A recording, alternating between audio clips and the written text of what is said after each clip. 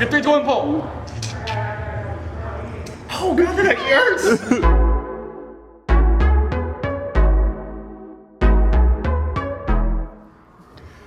Hey Ryan, what are you working on?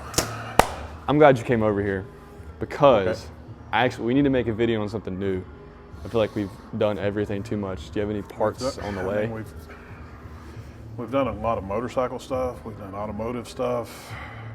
Because I know we just did the cylinder heads. I know we've done valve covers. We did. We've done anything new you got? You know, what if we did gold rings? Gold rings? Yeah. Had a customer send these in, actually from overseas, just wanting to see what vapor honing could do for gold rings. I think it'd actually make a pretty good video. How much is this worth? We're not going to talk about the money right You now. hold it. You hold it. You're liable. Yes, I'm not going to let you have it. Let's do that like immediately. Fantastic. That's very cool. Let's do it.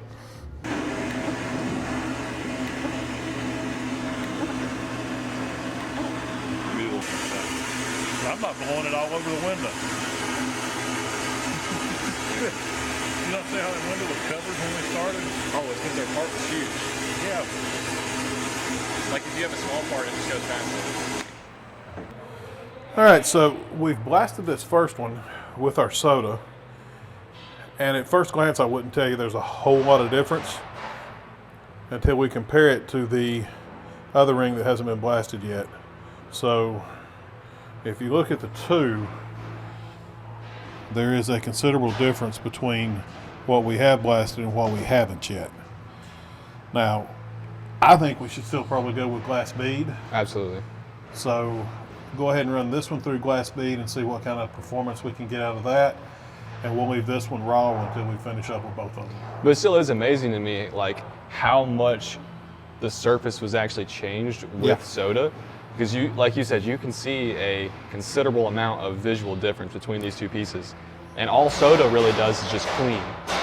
It is just a cleaner. It does. There's no actual surface, and it's a non-abrasive, so there's nothing it can actually do other than clean. But that soda has made a tremendous difference just in the way this looks. And that was at low pressure too. We were only blasting at about 40 to 50 PSI. So let's go run this at low pressure in glass bead and see what happens. Let's do it. All right. We're gonna use our VH1000 HD. Now this has 170 to 325 glass bead in it, and we're gonna be blasting at around 5 PSI for starters, just to see how it looks. So let's give that a shot.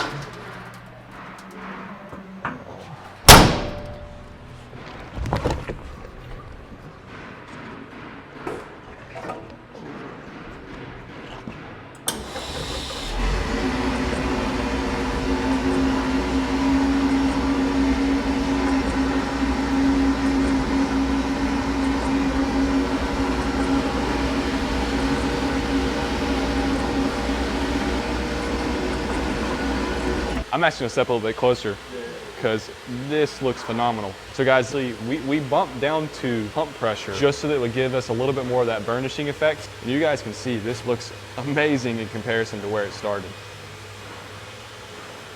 And what I find even cooler is none of the diamonds, the placeholder diamonds that are in here, were damaged because of how gentle vapor honing is. You guys can definitely see it polished this thing up nicely. It also removed some of that investment casting. Like, that's what Todd was showing me. That's most likely what this is from. What's so cool is because of how vapor honing works, if you guys were to continue allowing that slurry to run over the part, it would only get more polished. So it's gonna continue to lighten up that surface. It's gonna look better and better and better over time. So it's really cool for us to be able to see results like this because it proves what we've been trying to say, and it's on a metal that we don't get to work with that often, that being gold. And it's gonna be super valuable to those of you who are in the jewelry industry and are looking for a solution that won't damage your rings and is also fast and efficient when you're trying to polish them. So I would say take a look at the before and after now, because I really want to blast this one and see what we can do with it. 100%.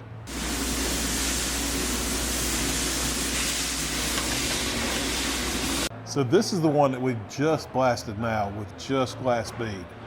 And I personally think it's got a higher luster than the one you did, Ryan. Oh, that's a personal thing? I agree, but I still think this one's a little shinier at the moment.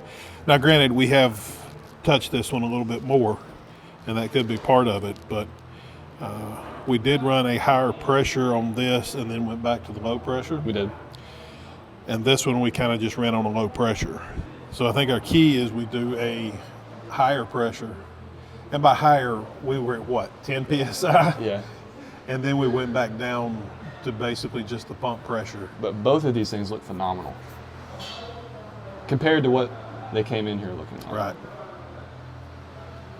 Hopefully we can get you a still side-by-side picture of these at the end so you can kind of see what's what on them. But I definitely think this is something that would work for anybody doing in the jewelry business, and definitely anybody that wanted to cut down on that process of cleaning. So Absolutely. fantastic. Well, this video started yesterday. We finished it up today. So now we got to come up with something else to do. You have any other jewelry? Not at the moment. But you guys could send us some more, and we'd be happy to do those too. If you need some more information, give us a call, 828-220-4983. If you guys have any other ideas of stuff you would like to see us blast and you would like to see us process, leave it in the comments below, or just send it in like Todd said. We'll actually do free testing because we'd like to show you guys what you can expect from our machines just to prove how efficient and well they can work. So yeah, you can actually find that on our website, but we'll leave a link in the below as to how that works.